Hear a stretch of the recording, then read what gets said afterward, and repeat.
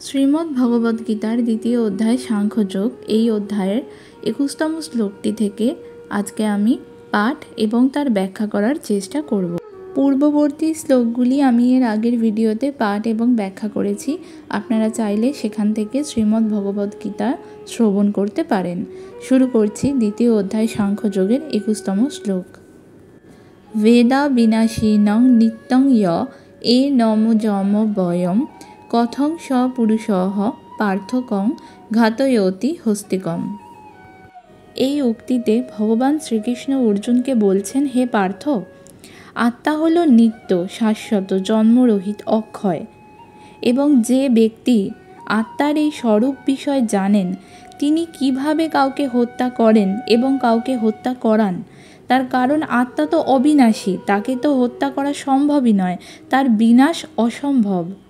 এর আগের শ্লোকগুলিতে আমরা জেনেছিলাম যে আমাদের দেহ চিরশাশ্বত নয়, অর্থাৎ আমাদের দেহের বিনাশ ঘটবেই, তাই আমাদের দেহ হচ্ছে অনিত্য। কিন্তু আমাদের আত্মা যেহেতু নিত্য, তাই আমাদের দেহের একটি নির্দিষ্ট সময় বিনাশ ঘটলেও আমাদের এই আত্মা কিন্তু থেকে যাবে। পূর্বেও ছিল, বর্তমানেও আছে এবং ভবিষ্যতেও তা থাকবে।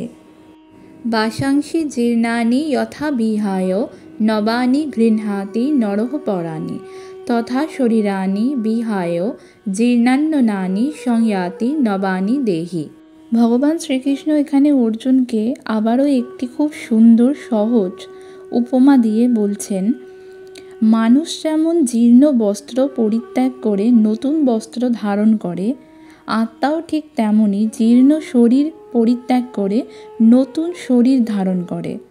অর্থাৎ মৃত্যু কিন্তু দেহের পরিবর্তন, আত্মার বিনাশ নয়। নৈনং ছিন্দন্তি শাস্ত্রাণি নৈনং দহতি পাবকঃ ন চৈনং ক্লেদয়ন্ত্যাপো ন শোষয়তি মারুতঃ। ভগবান শ্রীকৃষ্ণ এখানে অর্জুনকে বলছেন, আত্মাকে কোনো পার্থিব উপাদান দ্বারা প্রভাবিত করা যায় না। যেমন আত্মাকে কোনো অস্ত্রের দ্বারা কাটা যায় না, আত্মাকে আগুনে দগ্ধ করা যায় না, আত্মাকে জলে ভেজানো যায় না, আবার আত্মাকে বায়ুতে শুষ্ক করাও অসম্ভব।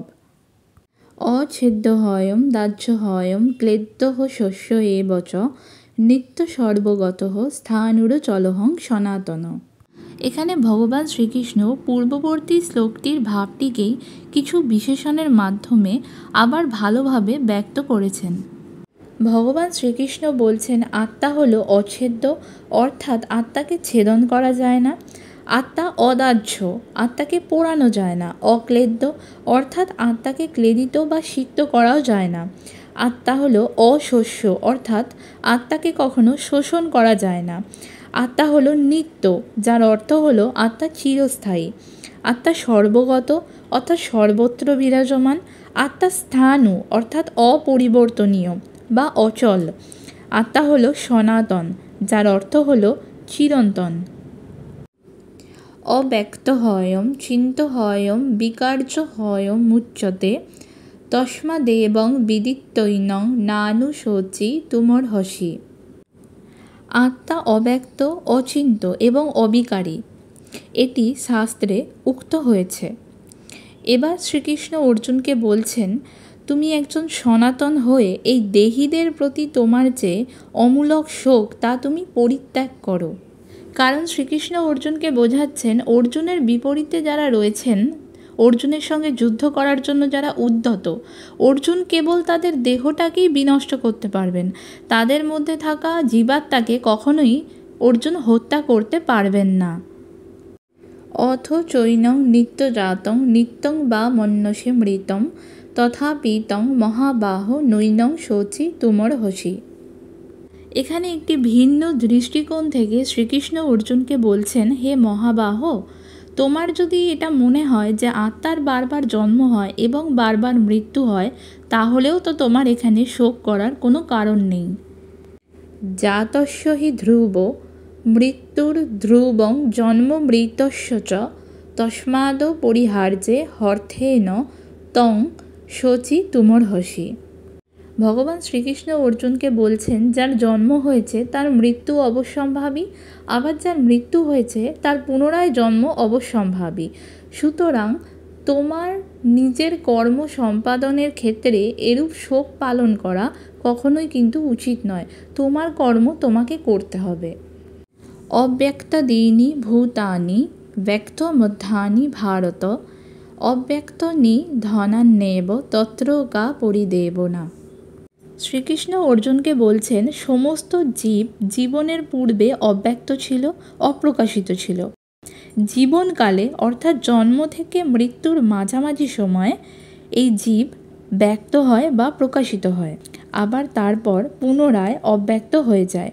অর্থাৎ আদিতে বা অন্তে জীব অব্যক্তই থাকে এবং মধ্যে ক্ষণকালের ব্যক্ত অবস্থার জন্য শোক করা নিরর্থক।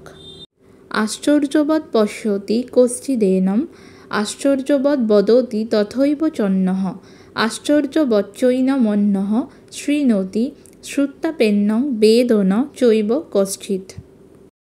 আত্মার দুর্বোধ্যতা এবং রহস্যময়তা বর্ণিত হয়েছে এই শ্লোকটিতে। আত্মাতত্ত্ব এতটাই সূক্ষ্ম এবং গভীর যে কেউ একে আশ্চর্যভাবে দেখে, কেউ বা আশ্চর্যভাবে বর্ণনা করে, আবার কেউ আশ্চর্যভাবে শোনে। কিন্তু খুব কম মানুষই আছেন যারা আত্মাকে যথার্থভাবে বুঝতে পারেন বা জানতে পারেন। আত্মা সহজসাধ্য নয়, এর জন্য বিশেষ যোগ্যতা বা কৃপার প্রয়োজন হয়। দেহি নিত্যম বদ্ধ হয়ং দেহে সর্বস্ব ভারত, তস্মাৎ সর্বাণি ভূতানি ন তং শোচি তুমর্হসি। ভগবান শ্রীকৃষ্ণ অর্জুনকে বলছেন, সকলের দেহে অবস্থিত এই আত্মা অবদ্ধ, অর্থাৎ যাকে বধ করা যায় না।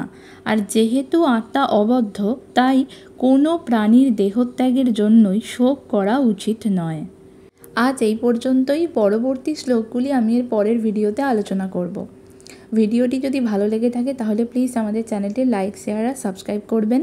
বড়দের জানাই প্রণাম, বন্ধুদের ও ছোটদের অসংখ্য ভালোবাসা। ওম নমো ভগবতে বাসুদেবায় নমঃ।